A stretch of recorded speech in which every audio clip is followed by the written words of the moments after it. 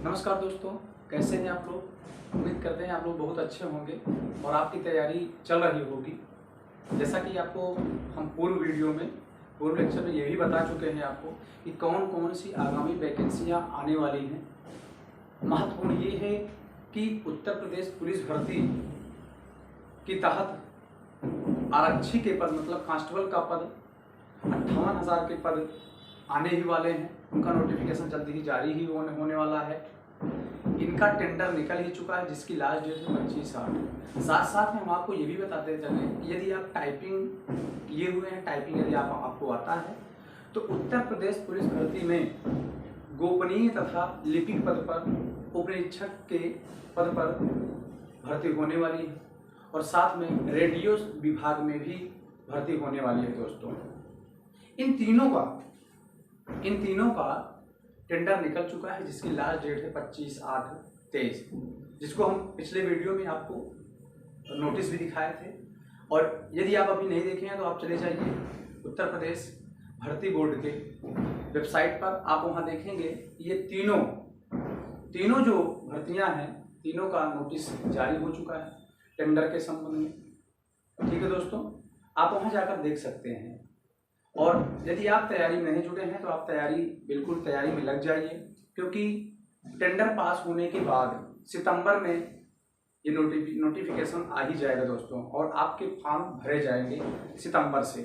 ठीक है दोस्तों, हम इस समय हिंदी का प्रथम लेक्चर समाप्त कर चुके हैं। ठीक है दोस्तों, जिसमें से हमने हिंदी का विकास कैसे हुआ वास्तव में उसके संबंध में हम लोगों ने बात किया था, और जो क्षेत्रीय बोलियां हैं, भाषाएं हैं, उसके संबंध में हम बात किए थे। स्पेशल उत्तर प्रदेश की जो बोलियां हैं इसके संबंध में भी हमने बात किया है, जो कि यह किसी भी महत्वपूर्ण एग्जाम के लिए यह महत्वपूर्ण हो जाती है दोस्तों, विशेष करके उत्तर प्रदेश की परीक्षाओं के लिए।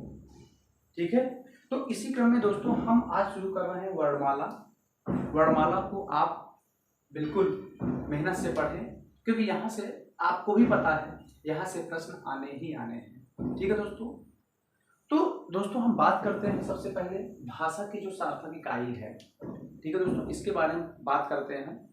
जो भाषा की जो सार्थक इकाई है सर दोस्तों, यह वाक्य है।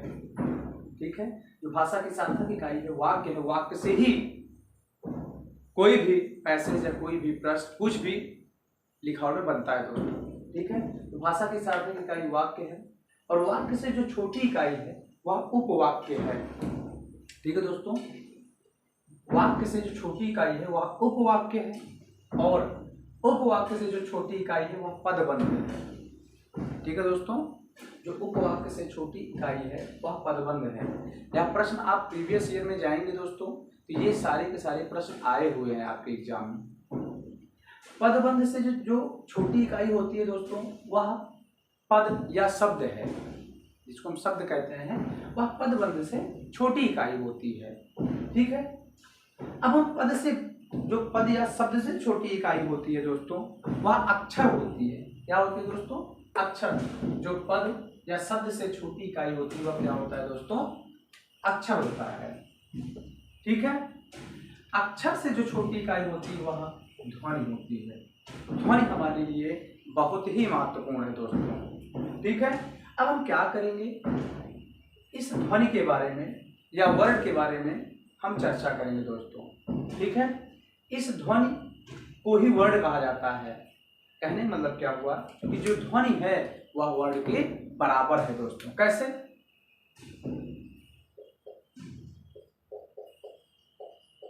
हम ध्वनि, वास्तव में ये ध्वनि जो है दोस्तों ये वर्ड का ही एक रूप है, ध्यान दीजिएगा। और जो वर्ण है वह ध्वनि का एक रूप है। ठीक है, कैसे दोस्तों? ये वास्तव में जो वर्ण है यह ध्वनि का लिखित रूप है। जैसे होता है ना कि कोई चीज आपस में टकराती है तो भी एक क्या होता है दोस्तों, एक साउंड वहां पर निकलता है। हम बोलते हैं तो भी एक साउंड निकलता है, तब उसके माध्यम से हम सुनते हैं फिर समझते हैं।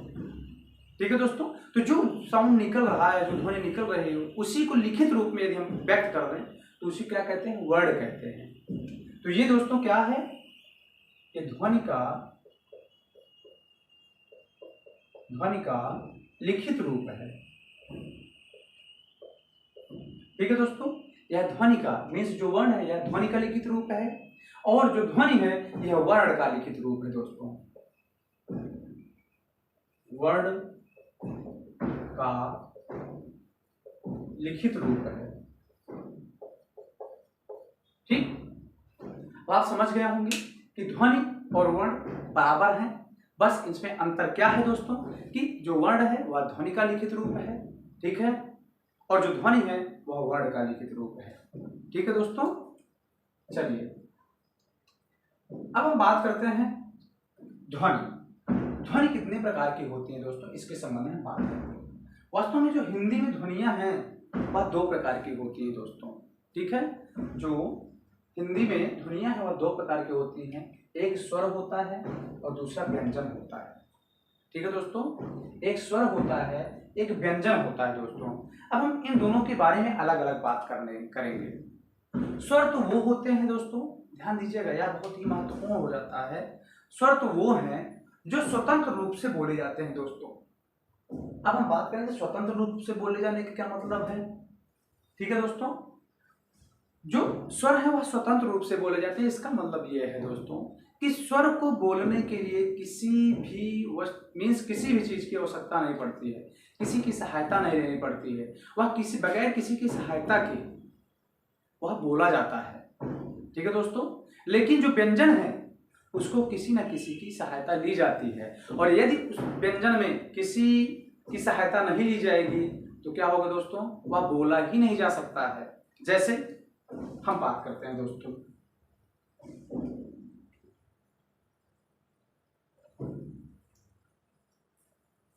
जैसे हम बात करते हैं थोड़ा स्वर की बात करते हैं दोस्तों। तो स्वर हमारे कौन से हैं? स्वर यदि हम बात करें आ, ई, ठीक है दोस्तों, आ और ई की बात करें, ठीक है, ये स्वर हैं, इनको बोलने के लिए किसी की जरूरत नहीं पड़ती है। ठीक है दोस्तों, लेकिन यदि हम व्यंजन की बात कर लें, व्यंजन जैसे मान लीजिए कह दिए का, फिर कह दिए पा, ठीक है दोस्तों, इनको कह दिए का और ये पा। आपको पता ही है यदि हम इसको ब्रेक करें, ठीक है, इसको ब्रेक करें कि इसमें स्वर कहाँ है, तो आपको पता ही है, तो क्या करेंगे हम, ये हो जाएगा और प्लस आ हो जाएगा, और इसको यदि करें पा हो जाएगा और हल लग जाएगा प्लस आ हो जाएगा। ठीक है, या इसी को हम कर दें पी कर दें दोस्तों, ठीक है, ये हो जाएगा। ठीक है, तो आप देख रहे हैं कि जो स्वर है इसको बोलने के लिए किसी अन्य व्यंजन की आवश्यकता नहीं हुई। ठीक है, लेकिन यदि व्यंजन की बात करें तो आप देख रहे हैं उसमें स्वर की आवश्यकता हो रही है। यदि हम स्वर को हटा दें तो ये बोला ही नहीं जा सकता है, आप का को बोल ही नहीं पाएंगे। का को बोल रहे हैं इसका मतलब है कि आप स्वर का प्रयोग कर रहे हैं, किसी ना किसी की सहायता ले रहे हैं, तब आप व्यंजन को बोल पा रहे हैं। नहीं तो कोई चांस नहीं है कि आप व्यंजन को बोल पाए। ठीक है, वही स्थिति यहां है पी की। जब आप यहां पर हल लगाएंगे तो इसमें क्या होगा, ई जुड़ेगी, तभी आप इसको बोल पाएंगे।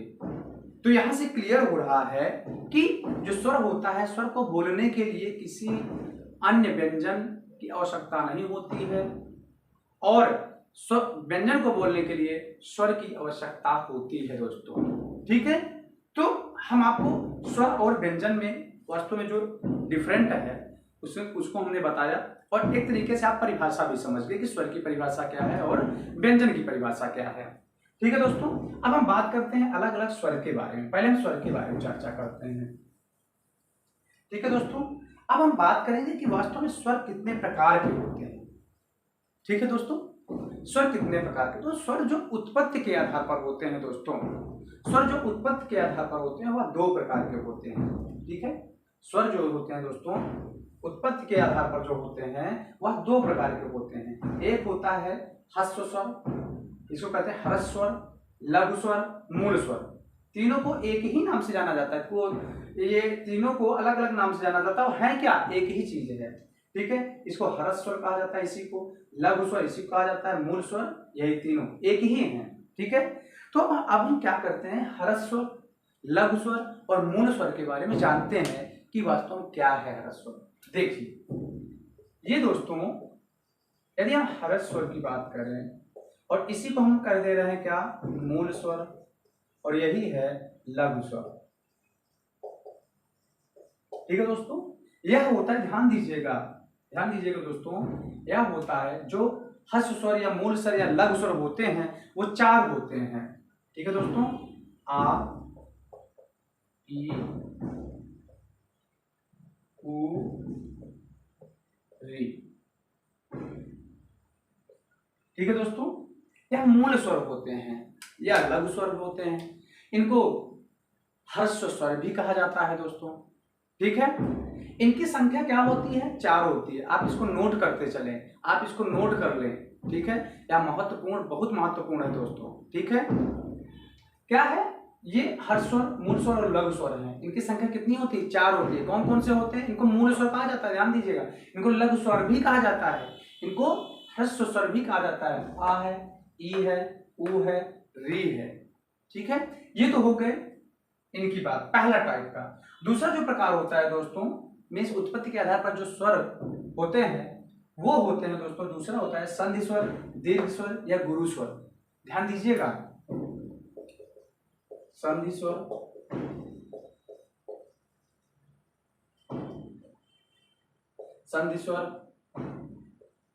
दीर्घ स्वर और होता है गुरु स्वर। ठीक है दोस्तों, अब संधि स्वर, दीर्घ स्वर और गुरु स्वर।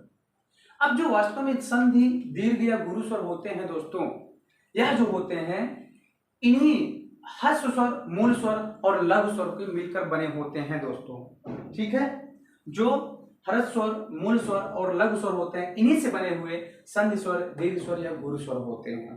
ठीक है, कौन कौन से हैं दोस्तों, अब हम बात कर लेते हैं।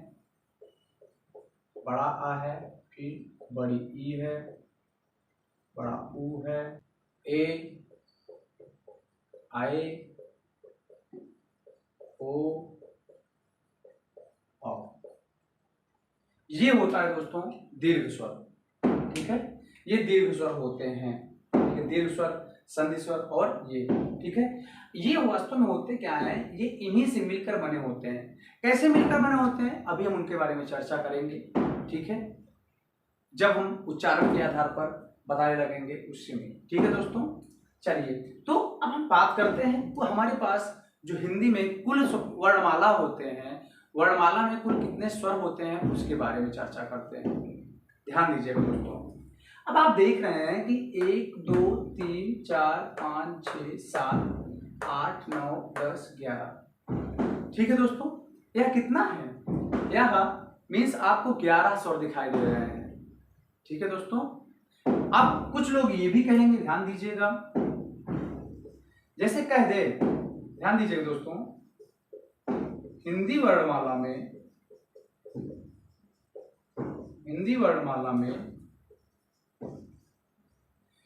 यदि कह दे हिंदी वर्णमाला में कितने स्वर होते हैं या कुल कितने स्वर होते हैं, तब आप कहेंगे 11। ध्यान दीजिएगा दोस्तों, हिंदी वर्णमाला में कितने स्वर होते हैं तो आप कहेंगे कितना, 11।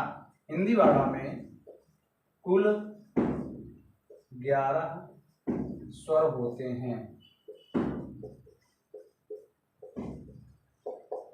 ठीक है, हिंदी वर्णमाला में कुल कितने स्वर होते हैं दोस्तों, 11 स्वर होते हैं। ठीक है, यदि यही कह दे उच्चारण के आधार पर,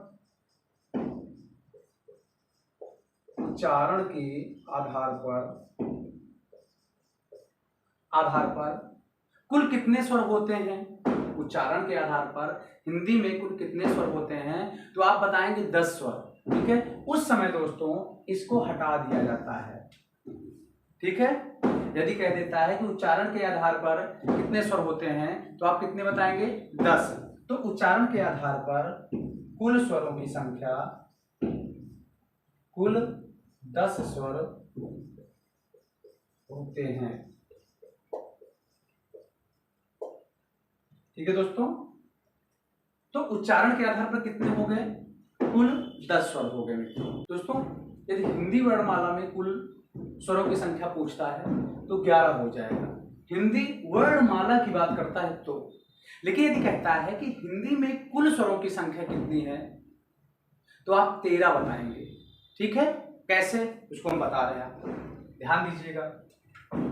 इसको थोड़ा सा रिमूव करते हैं। हिंदी में यदि हिंदी में स्वरों की संख्या पूछता है दोस्तों तो आप कितना बताएंगे, तब आप 13 बताएंगे। ठीक है, और आपने देखा कि यदि उच्चारण के आधार पर पूछता है तो आप 10 ही बताएंगे, क्योंकि री का उच्चारण नहीं हो, मीन्स इसके अनुसार नहीं किया जाता है। ठीक है, अब हम बात करते हैं किसमें दोस्तों, कि हिंदी में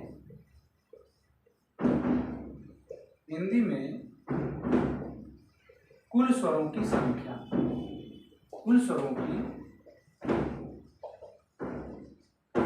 यदि हिंदी में कुल स्वरों की संख्या पूछता है, कुल शब्द लगा दिया है दोस्तों, तो आप 13 कहेंगे। ठीक है, 13 कितनी होती है दोस्तों, 13 होती है। कौन कौन से 13 होते हैं, अब उसको हम बात कर रहे हैं दोस्तों। कौन कौन से 13 होते हैं, आ, ई, उ, ठीक है दोस्तों, उ, जी, ध्यान दीजिएगा दोस्तों।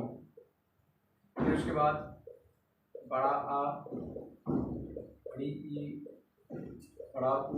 ठीक है, इसको साथ में भी लिख सकते थे आप, कोई इसमें इश्यू नहीं है। ठीक है, फिर कितना हो जाएगा, ए, आई, या यही कर दें हम, री। ठीक है दोस्तों, फिर ए, ओ हो जाएगा, ए, आए, ओ, आओ। ध्यान दीजिएगा दोस्तों। फिर ये होता है अनुस्वार और ये होता है विसर्ग। ठीक है दोस्तों, कितना हो गया, 1 2 3 4 5 6 7 8 9 10 11 12 13 और 14, ये नहीं होता है। ठीक है दोस्तों, ये कितना हो गया दोस्तों, तो ये 13 होता है। हाँ, एक लग गया था, एक लग गया था, ये 2 बार हो गया था, इसी कारण वो 14 हो गया था दोस्तों। ठीक है, तो क्या आप ये देख रहे हैं 13 हो गया है स्वरों की संख्या। हिंदी में कुल, यदि हिंदी में कुल स्वरों की संख्या पूछता है तो कितना हो जाएगा दोस्तों, वह हो जाता है 13। अब देख रहे हैं 1 2 3 4 5 6 7 8 9 10 11 12 13 हो गया दोस्तों। वास्तव में होता कैसे है, आपके माइंड में ये भी हो रहा होगा कि यदि हिंदी में वर्णमाला में कुल स्वरों की संख्या 11 कैसे होती है। ठीक है, ये तो क्लियर हो गया कि उच्चारण के आधार पर 10 होते हैं, एक कम हो गया 10 हो जाता है। ठीक है, और यदि हम बात करें हिंदी में कुल स्वरों की संख्या, वास्तव में जो ये हैं दोस्तों, ये हैं अनुस्वार और विसर्ग हैं, ये स्वर में आते भी हैं और व्यंजन में भी आते हैं दोस्तों। कैसे, इसी कारण जब स्वर और व्यंजन दोनों में आ रहे हैं दोस्तों, इसी कारण इनको क्या कह दिया जाता है, अयोगवाह कह दिया जाता है दोस्तों।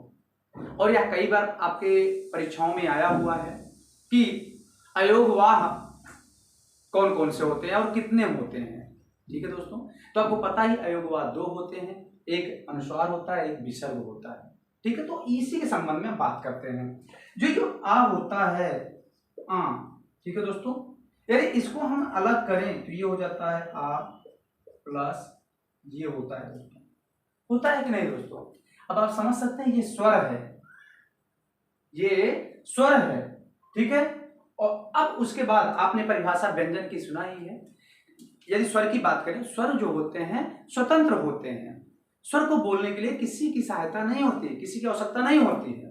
लेकिन यदि व्यंजन की बात करें तो व्यंजन को बोलने के लिए स्वर की आवश्यकता होती है, और जिसकी आवश्यकता स्वर में पड़ जाए, स्वर की आवश्यकता जिसकी पड़ जाए वह क्या होता है, व्यंजन होता है। तो आप देख रहे हैं यहाँ क्या हो गया, स्वर की आवश्यकता पड़ रही है, स्वर की सहायता हो रही है यहाँ पर, तो इसका मतलब है कि स्वर ना होकर के क्या है, व्यंजन है। ठीक है दोस्तों, तो इसीलिए चूंकि स्वर भी है और व्यंजन भी है, इसीलिए इसको क्या, अनुस्वार भी है, अनुस्वार। ठीक है, इसीलिए इसको किस श्रेणी में रखा गया, अयोगवाह की श्रेणी में रखा गया दोस्तों। ठीक है, इसी प्रकार आप इसको भी देख सकते हैं,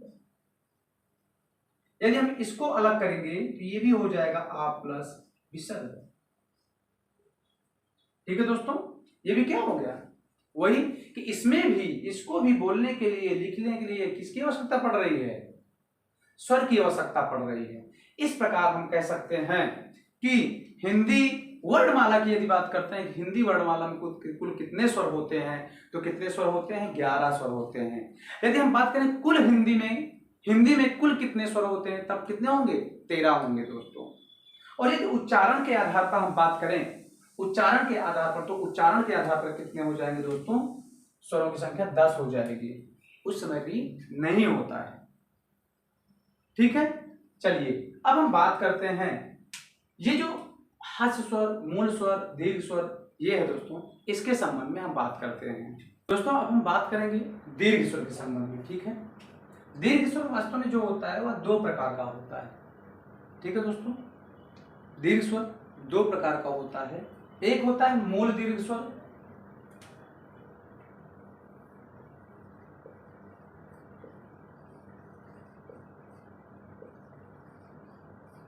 एक होता है मूल दीर्घ स्वर और दूसरा होता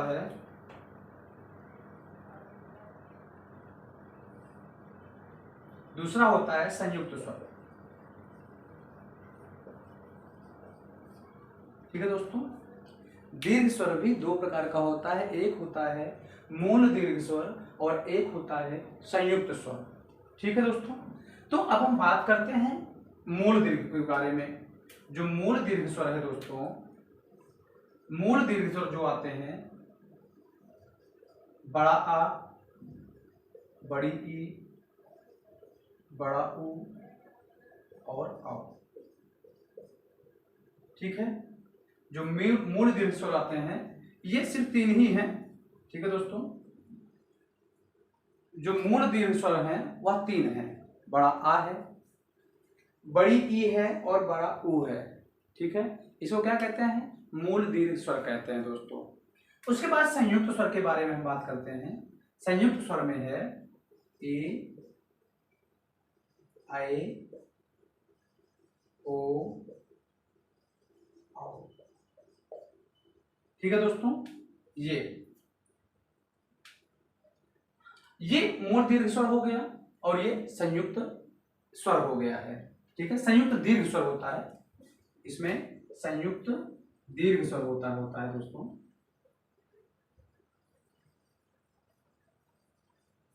संयुक्त दीर्घ स्वर होता है। ठीक है, अब ये मूल दीर्घ स्वर हो गया और ये क्या हो गया दोस्तों, संयुक्त दीर्घ स्वर हो गया। ये वास्तव में जो होता है, ध्यान दीजिएगा, यह महत्वपूर्ण है।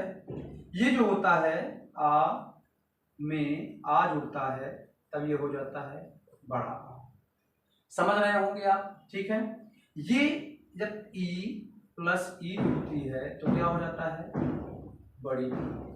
यह आपको संधि विच्छेद में बहुत काम देगा दोस्तों, ध्यान दीजिएगा। इसलिए यह महत्वपूर्ण हो जाता है कि आप इसको पूरा कर लेंगे तो आपको संधि विच्छेद पढ़ने में, मीन्स संधि पढ़ने में आपको इजी होगा दोस्तों। ठीक है, ये हो जाएगा दोस्तों उ प्लस उ बराबर क्या हो जाएगा, बड़ा। ध्यान दीजिएगा। ठीक है दोस्तों, अब हम बात करते हैं इनके बारे में। ठीक है, अब हम इनके बारे में बात करते हैं दोस्तों। ये वास्तव में जो होता है, यदि हम ए की बात करें, ए, तो इसको हम आ प्लस में ई जोड़ देते हैं।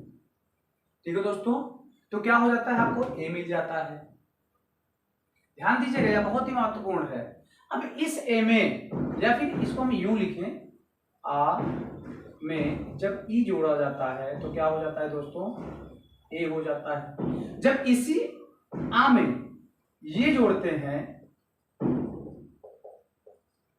तो क्या हो जाता है दोस्तों, ए हो जाता है। ठीक है, इसी प्रकार ध्यान दीजिएगा, मीन्स कहां से, यह जो भी दीर्घ स्वर बन रहा है, हमने आपको डेफिनेशन बताया हुआ था कि जो मूल स्वर हैं इनको आपस में जोड़ने पर ही क्या बनता है, दीर्घ स्वर बनता है। और हर दीर्घ स्वर में ए की भूमिका होती है, मीन्स आ की भूमिका होती है दोस्तों, ठीक है। आप उसमें 100% रहेगा। अब जैसे मान लीजिए ये हो गया, अब आ में जब हम ऊ जोड़ते हैं दोस्तों तो ये होता है ओ, ठीक है। जब हम आ में ओ जोड़ते हैं दोस्तों तो क्या बनता है, आओ। तो आप देख रहे होंगे कि जो आपके मूल दीर्घ स्वर हैं वह कौन कौन से हैं, बड़ा आ है, बड़ी ई है और बड़ा ऊ है, ठीक है। और जो संयुक्त दीर्घ स्वर हैं, ध्यान दीजिएगा, संयुक्त दीर्घ स्वर हैं ये कौन कौन से हैं। इस संयुक्त दीर्घ स्वर को आप संयुक्त स्वर भी कह सकते हैं, ठीक है दोस्तों। इस संयुक्त दीर्घ स्वर को संयुक्त स्वर भी कह सकते हैं कि ये सभी क्या संयुक्त हैं, ठीक है दोस्तों। दोस्तों ये जो है इनको इन तीनों को ध्यान दीजिएगा, इनको सजातीय स्वर कहा जाता है। क्या कहा जाता है दोस्तों, इन तीनों को सजातीय स्वर कहा जाता है। और इनको क्या कहा जाता है मित्रों, इनको विजातीय स्वर कहा जाता है। क्यों कहा जाता है सजातीय स्वर विजातीय स्वर, आप समझ सकते हैं। ये जो है आ किससे बना है, समान मीन्स स्वर से बना हुआ है, समान से बना हुआ है, आ से बना हुआ है, तब आ गया। E plus E is equal to बड़ी ई, ठीक है। और यहाँ ऊ प्लस ऊ बराबर क्या हो गया, बड़ा ऊ, इसलिए इसको सजातीय कहा गया है। और यहाँ आप देख रहे हैं आ में क्या जुड़ा, ई जुड़ा, तब ए मिला, मीन्स यह समान नहीं है, इसलिए इन चारों को क्या कहा जा रहा है दोस्तों, विजातीय स्वर कहा जा रहा है। अब हम बात करते हैं उच्चारण के आधार पर जो स्वर है, दीर्घ स्वर है, उसकी क्या टाइप्स हैं, ठीक है दोस्तों। तो स्वर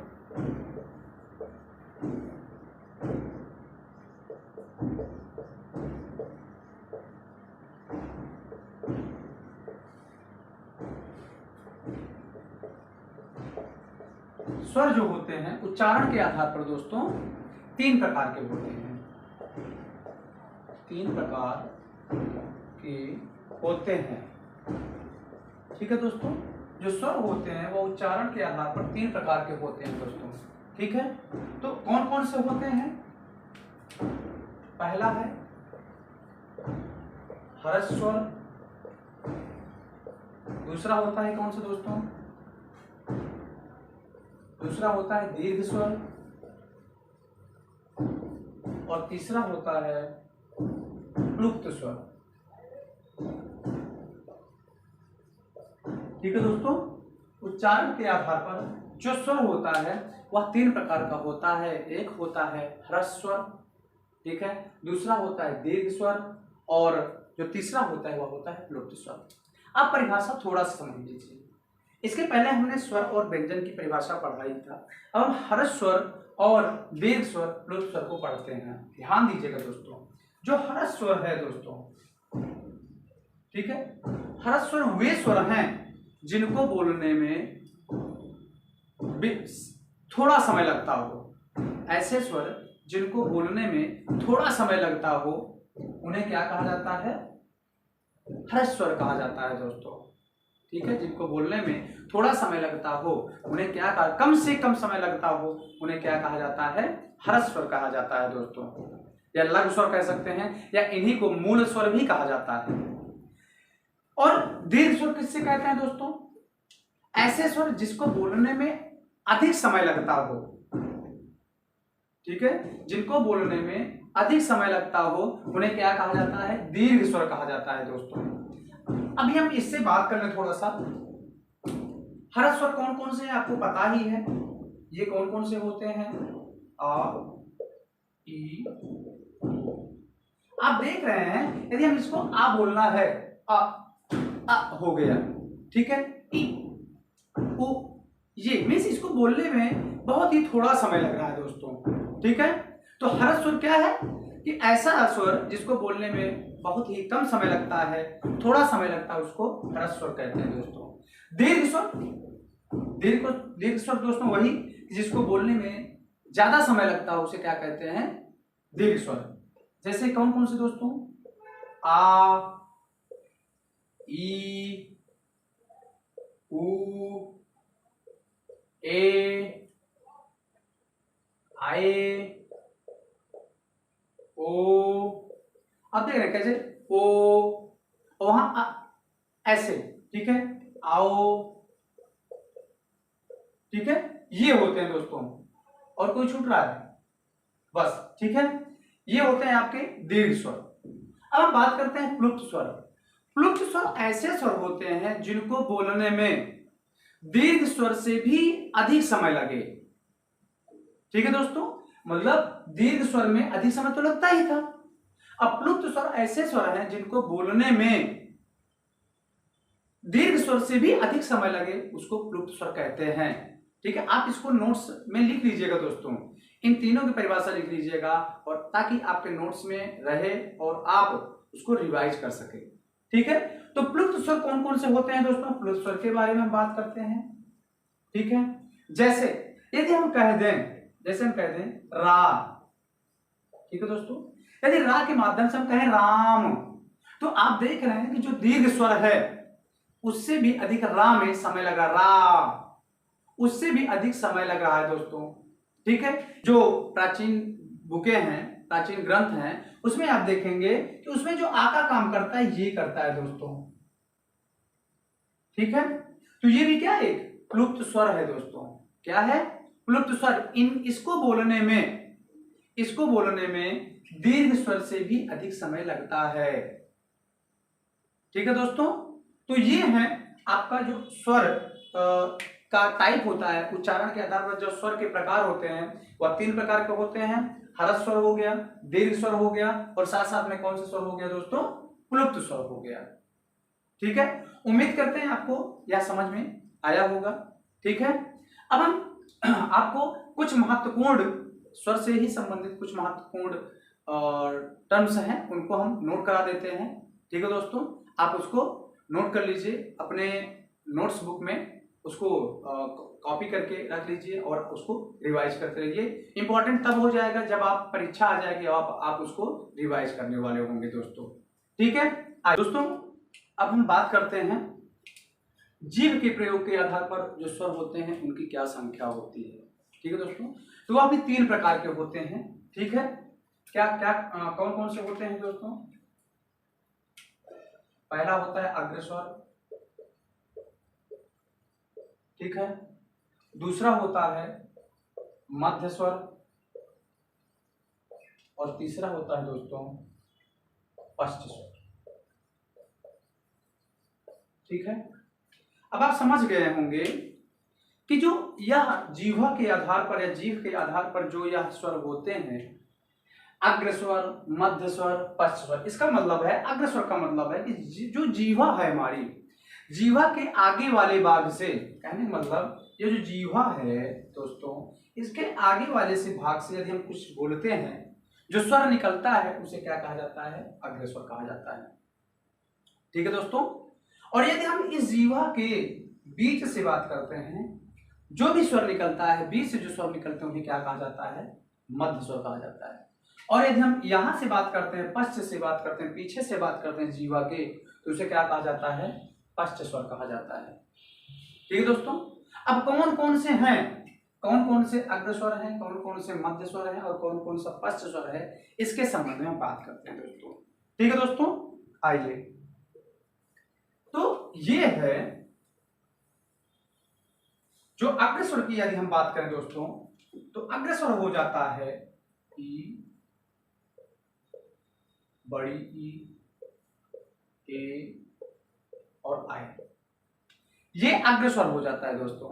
ठीक है, अग्रस्वर कौन कौन सा हो जाता है, ई, बड़ी ई, ए और ए, ये कौन कौन क्या हो जाते हैं, अग्रस्वर हो जाता है। जैसे अगर हम बोले ई, ई, जब ई बोल रहे हैं तो आपको समझ में आ रहा होगा कि यह जो है ई मतलब जो आगे वाला जीवा है, जीवा का पार्ट है, यहां से क्या हो रहा है, स्वर निकल रहा है, आवाज निकल रहा है, ध्वनि निकल रही है दोस्तों। ठीक है, तो यह कौन सा हो जाएगा, अग्रस्वर हो जाएगा, ई। यदि हम बड़ी ई भी बोले तो क्या होगा, ई। ठीक है, तो क्या हो जाएगा ये दोस्तों, यह भी हो जाएगा अग्रस्वर ए, ठीक है। और मध्य स्वर में यदि बात करें दोस्तों, मध्य स्वर में होता है आ। आप देख रहे हैं जब आ बोल रहे हैं, जब आ बोल रहे हैं दोस्तों, तो क्या निकल रहा है, आ निकल रहा है। मीन्स बड़ा आ नहीं, सिर्फ कह दीजिए आ। जब आ बोल रहे हैं तो इसका मतलब कहां से, मध्य से ही निकल रहा है। जो मध्य वाला पोर्शन है वह क्या हो जाता है, मध्य स्वर, वह हो जाता है छोटा आ, ठीक है। यदि हम बड़ा आ की बात करें दोस्तों, जैसे छोटा आ के लिए कह दिए आ, तो यहां से निकल गया। लेकिन यदि कहें आ, तो इसका मतलब वो पीछे जा रहा है। आपको खुद फील हो रहा होगा जो आ है वह कहां से निकल रहा है, वह पश्च से निकल रहा है, आ, ये हो जाएगा आ। ध्यान दीजिएगा। यदि हम बात करें उ, तो ये भी कहां से निकल रहा है, पीछे से ही निकल रहा है। उ, ये भी कहां से निकल रहा है, पीछे से ही। मीन्स जो उ है और जो बड़ा उ, ये भी कहां से निकल रहा है, पीछे से निकल रहा है दोस्तों, ठीक है। अब ध्यान दीजिएगा, जो ये आ निकल रहा है आ, इसमें एक आ और भी होता है जिसके ऊपर ये लगा होता है दोस्तों, ठीक है। यह भी क्या होता है आ, ये भी आ, ठीक है दोस्तों, ये होता है। और ये हम बात करते हैं तो ये हो गए कौन कौन से, ये अग्रस्वर हो गया दोस्तों, ये मध्य स्वर हो गया दोस्तों, और ये एक होता है औ। औ कहां से निकलता है, ओ भी, ठीक है दोस्तों। तो आप ये देख रहे हैं जो अग्रस्वर है, अग्रस्वर में आप देख रहे हैं कि कौन कौन से आते हैं, ई, और बड़ी ई भी आती है, फिर ए होता है दोस्तों, फिर ए होता है, फिर जो पश्च मध्य स्वर होता है दोस्तों वह कौन सा होता है, आ होता है। और जो पश्च होता है दोस्तों, पश्च स्वर में वो आ जाता है बड़ा आ, ऊ, ठीक है, बड़ा ऊ भी आ जाता है, आ, ठीक है, जिसके ऊपर चंद्र लगा होता है दोस्तों। एक होता है औ, आप बोलकर खुद ही फील कर सकते हैं। एक होता है ओ, यह होता है पश्च स्वर, ठीक है। तो जीव के प्रयोग के आधार पर स्वर कितने प्रकार के होते हैं, 3 प्रकार के होते हैं, और इन 3 प्रकार को हमने पढ़ा, ठीक है दोस्तों। 3 प्रकार को हमने पढ़ा कि अग्रस्वर, मध्य स्वर, पश्च स्वर, और ये भी हमने जाना कि अग्रस्वर में कौन से स्वर आते हैं, मध्य स्वर में कौन से स्वर आते हैं, और पश्च स्वर में कौन से स्वर आते हैं, ठीक है। जो ओठों के आधार पर स्वर होते हैं दोस्तों वह 2 प्रकार के होते हैं। पहला होता है आवृत्तमुखी, आवृत्तमुखी, आवृत्तमुखी, बड़ा आ नहीं होता है, छोटा आ होता है, आवृत्तमुखी। और दूसरा होता है वृत्तमुखी। अब आप समझ ही गए होंगे, आपको आंसर में मिल गया होगा कि कौन से ऐसे स्वर हैं जो अवृत्तमुखी होते हैं और कौन से ऐसे होते हैं जो वृत्तमुखी होते हैं। अब आप समझ गए होंगे कि अवृत्तमुखी, अवृत्तमुखी का मतलब ऐसे स्वर जिनको बोलने में जो हमारा होंठ है वह वृत्ताकार नहीं होता है, गोलाकार नहीं होता है, वह क्या होते हैं, अवृत्तमुखी होते हैं। और जिनको बोलने में वृत्ताकार हो जाए, मीन्स गोलाकार हो जाए दोस्तों, वह क्या हो जाएगा, वृत्तमुखी हो जाएगा। अब जैसे अब हम पहले वृत्तमुखी की बात कर लेते हैं। वृत्तमुखी का मतलब है दोस्तों, हम जिस स्वर को बोले हमारा जो होंठ है वह गोला हो जाए। जैसे ऊ, छोटा ऊ हो या बड़ा ऊ हो, ठीक है। ओ, चाहे बड़ा ओ हो, चाहे ओ हो, चाहे आओ। आप देख रहे हैं ऊ, जो होंठ है वह क्या हो जा रहा है, गोलाकार हो जा रहा है दोस्तों, ठीक है। तो यदि हम वृत्तमुखी की बात करें तो आपको मिल रहा है ऊ, बड़ा ऊ, ओ और औ, ये वृत्तमुखी हो गया। जब ये वृत्तमुखी हो गया तो शेष क्या हो जाएंगे दोस्तों, अवृत्तमुखी हो जाएंगे। क्या हो जाएंगे, अवृत्तमुखी। जैसे आ, ई, ये, ठीक है दोस्तों, ए, आई, ठीक है। तो ये क्या हो गया दोस्तों, ये अवृत्तमुखी हो गए दोस्तों, ठीक है ना। कितने, 2 2 4 2 6 और 6 4 10 हो गए। और कोई छूट रहा है, कोई नहीं छूट रहा है ना दोस्तों। चलिए, हो गया ये अवृत्तमुखी और ये हो गया वृत्तमुखी। अब आप उम्मीद करते हैं ये आपके समझ में आया होगा कि जो आप कितने प्रकार के पढ़े, स्वर को 3 प्रकार से। पहला उत्पत्ति के आधार पर पढ़ा आपने, ठीक है। दूसरा आपने पढ़ा उच्चारण के आधार पर। तीसरा आपने पढ़ा जीवा के आधार पर, ठीक है दोस्तों। तीसरा आपने पढ़ा जीवा के आधार पर कि कौन सा अग्र पश्च मध्य ये है। फिर चौथा आपने पढ़ा होठों के आधार पर, ठीक है दोस्तों, होठों के आधार पर, ठीक है। अब हम इसके बाद जो टाइप होता है उसके बारे में बात करते हैं दोस्तों, ठीक है। वह मुख द्वार के खुलने के आधार पर जो स्वर होता है वास्तव में वह 4 प्रकार का होता है। कितने प्रकार का होता है दोस्तों? 4 प्रकार का होता है, ठीक है।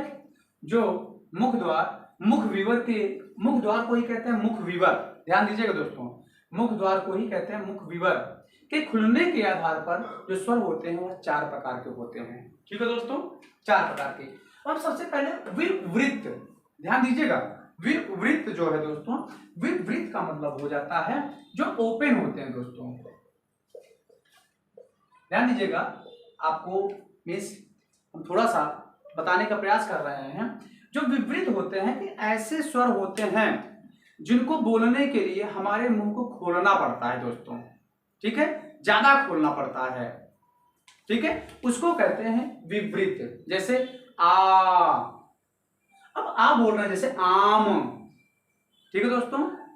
तो इसको बोलने के लिए आप देख रहे हैं कि मुंह को खोलना पड़ रहा है, इसी कह रहे हैं मुख द्वार या मुख विवर के आधार पर ही जो बात हो रहा है उसके आधार बात हो रहा है दोस्तों। तो जो विवृत है, विवृत में ऐसे स्वर आते हैं जिसको बोलने के लिए हमें अपने मुख को, मुख द्वार को बिल्कुल खोलना पड़ता है। ये जैसे जैसे आ, ठीक है दोस्तों, आ। अब उसके बाद आता है दोस्तों अर्धवृत्त, अर्धविवृत्त।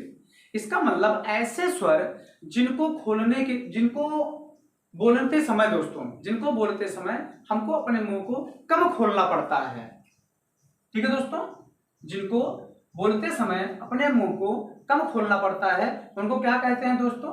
अर्धविवृत्त कहते हैं, ठीक है दोस्तों।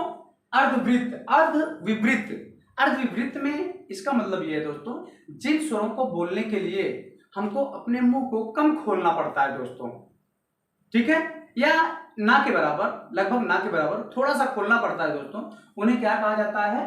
अर्धवृत्त कहा जाता है। जैसे जब हम किसी चीज को, जैसे इसमें क्या, जैसे कहे आम या आ, तो इसमें ज्यादा खोलना पड़ा। इसका मतलब है यदि हम छोटे आ से बात करते हैं दोस्तों, ये, ठीक है, तो यहां पर क्या करना पड़ेगा? आपको कम मुंह खोलना पड़ेगा दोस्तों, ठीक है।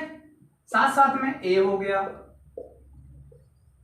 आओ हो गया, ठीक है। तो ये ऐसे स्वर हैं, ये ऐसे स्वर हैं जिनको आप बोलते समय आपको कम मुंह को खोलना पड़ता है, आपके मुख द्वार को कम खोलना पड़ता है। ये ऐसे स्वर हैं दोस्तों, ठीक है। तो ये हम पढ़ लिए विवृत्त और अर्धविवृत्त, ठीक है दोस्तों, अर्धविवृत्त। अब हम बात करते हैं संवृत्त। संवृत्त का मतलब होता है क्लोज्ड,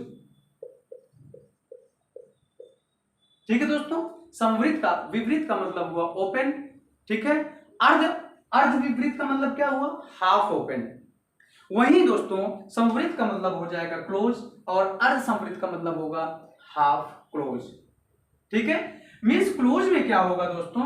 ऐसे स्वर जिनको बोलते समय या बोलने के लिए हमको जो अपने मुख द्वार को है वो बिल्कुल बंद करके, लगभग बंद करके रखना पड़ता है दोस्तों। जैसे ई, तो आप देख रहे हैं ई को जब बोल रहे हैं दोस्तों, तो क्या आप अपने मुंह को लगभग बिल्कुल बंद ही किए हुए हैं दोस्तों, ठीक है ना। चाहे ई बड़ा ई हो या छोटा ऊ हो, छोटा ई हो, ठीक है दोस्तों। तो आप इसमें देख रहे हैं ई, ये भी हो जाएगा, ठीक है दोस्तों। तो ये जो संवृत्त की कंडीशन है, संवृत्त में आप देख रहे हैं कि जो ई है और बड़ी ई है, ये आपको क्या करना पड़ता है? लगभग मुंह को, इनको बोलते समय, इन स्वरों को बोलते समय लगभग आपको बंद करना पड़ता है। साथ में आप ऊ बोल रहे हैं या बड़ा ऊ बोल रहे हैं तो भी आपको क्या करना पड़ रहा है? आपको मुंह को, जैसे ई, ऊ, आप देख रहे हैं मुंह बिल्कुल बंद हुआ है, ठीक है, थोड़ा सा खुला हुआ है, लगभग बंद है दोस्तों, ठीक है। और साथ साथ में छोटा ऊ कहेंगे तो भी ऊ, ई, तो भी क्या हुआ? मुंह बंद है दोस्तों। अब हम बात करते हैं अर्ध संवृत्त की। अर्ध संवृत्त की यदि बात करते हैं दोस्तों, तो आप देख रहे हैं ये वाले में दोस्तों ये क्या रहेगा, अय रहेगा।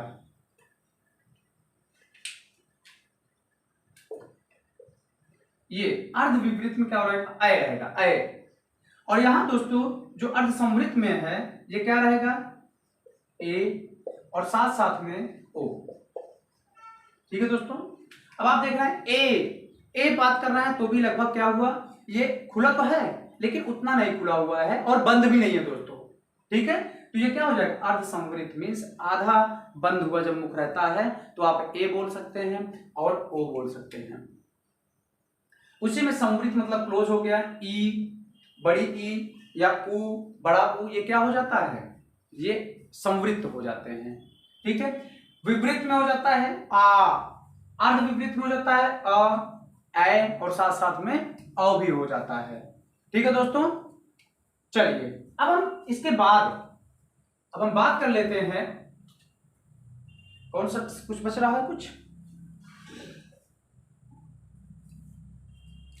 अब हम दोस्तों बात करते हैं कि जो जैसे नासिक और अनुनासिक के आधार पर, ठीक है, नासिक या नाक के आधार पर, नाक और मुंह के आधार पर जो स्वर होते हैं उनके कितने प्रकार होते हैं दोस्तों। ठीक है दोस्तों, अब हम बात करते हैं हवा की। जो हवा है मुंह तथा नाक से निकलने के आधार पर कुछ ऐसे स्वर होते हैं दोस्तों जिसको बोलते समय सिर्फ मुंह से हवा निकलती है, लेकिन कुछ ऐसे भी स्वर होते हैं दोस्तों जिसको बोलते समय मुंह तथा नाक दोनों से हवा निकलते हैं। ठीक है दोस्तों, तो हम बात करते हैं सबसे पहले जो पहला प्रकार है, यह मीन्स हवा से मीन्स जो मुंह तथा नाक से हवा निकलने के आधार पर जो स्वर होता है वह दो प्रकार का होता है दोस्तों। एक होता है निर्नुनासिक,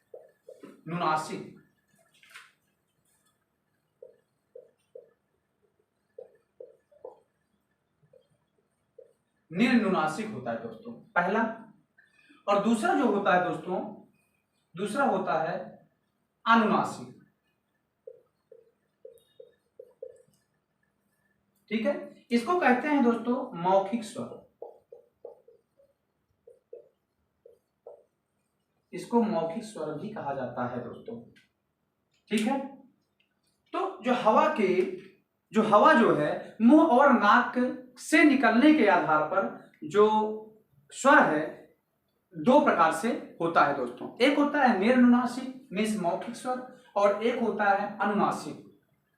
ठीक है दोस्तों, निर्नुनासिक का मतलब है कि ऐसे स्वर होते हैं जिनको बोलते समय मुंह से हवा नहीं निकलती है दोस्तों, मुंह से ही निकलती है हवा, ध्यान दीजिएगा। निर्नुनासिक का मतलब यह है कि जिनको ऐसे स्वर जिनको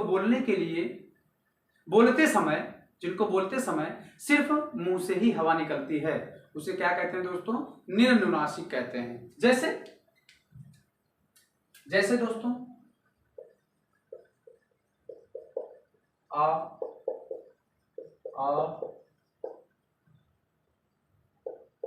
ई उ ए ऐ ओ आओ। ठीक है दोस्तों, ये सारे के सारे जो स्वर हैं ये क्या हैं, 1 2 3 4 5 6 7 8 9 10। ठीक है, ये सारे के सारे जो स्वर हैं मीन्स उच्चारण के आधार पर जितने भी स्वर होते हैं दोस्तों वो क्या होते हैं, निर्नुनासिक होते हैं। कहने का मतलब ये है जब हम इनको बोलते हैं तो सिर्फ और सिर्फ हमारे मुंह से हवा निकलती है, ना कि नाक से। ठीक है दोस्तों, अब आप समझ गए होंगे कि हम नाक से मीन्स किसी ऐसा कौन सा स्वर है जिसको बोलते समय नाक से व मुंह से दोनों से हवा निकलता हो, तो कौन सा है दोस्तों, जिसके ऊपर अनुस्वार या चंद्रबिंदी लगा दिया जाए सो दोस्तों। ठीक है, जैसे अनुनासिक का मतलब यही हुआ दोस्तों कि ऐसे स्वर जिनको बोलते समय तो मुंह से हवा निकले ही और साथ साथ में नाक से भी हवा निकले दोस्तों। जैसे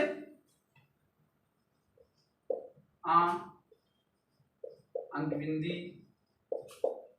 ठीक है दोस्तों, ये जैसे जब हम अनुनासिक में ऊपर बिंदी लगा दिए या चंद्र अनुसार लगा दिए ठीक है दोस्तों, चंद्रबिंदी लगा दिए तभी क्या हो जाता है, अनुनासिक हो जाता है।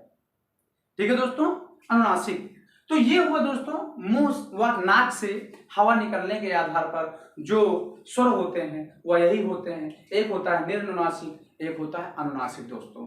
ठीक है दोस्तों, हमने स्वर के बारे में पढ़ा, स्वर के प्रकार क्या हैं और कितने प्रकार के होते हैं, ये सब हम लोगों ने पढ़ा। ठीक है, उम्मीद करते हैं कि स्वर का नोट्स आप लोग तैयार किए होंगे। जितना हमने पढ़ाया है स्वर से एक भी क्वेश्चन बाहर नहीं आने वाला है दोस्तों, चाहे उत्तर प्रदेश पुलिस की परीक्षा हो, ठीक है, उत्तर प्रदेश पुलिस की किसी भी पद की परीक्षा हो, ठीक है दोस्तों, और साथ साथ में चाहे यूपी TSSC की परीक्षा हो जिसमें हिंदी आना है, स्वर से बाहर एक भी क्वेश्चन नहीं आएगा जितना हम पढ़ा दिए दोस्तों। ठीक है, तो आज का लेक्चर दोस्तों यहीं पर समाप्त होता है। यदि आप हमारे चैनल पर नए हैं तो हमारे चैनल को सब्सक्राइब करें, अपने मित्रों के साथ शेयर करें, ठीक है दोस्तों, और ज़्यादा से ज़्यादा लोगों को जोड़ें, इससे हमको मोटिवेशन होता है दोस्तों, मोटिवेशन मिलता है दोस्तों। ठीक है, ये लेक्चर यहीं पर समाप्त होता है। जय हिंद, नमस्कार।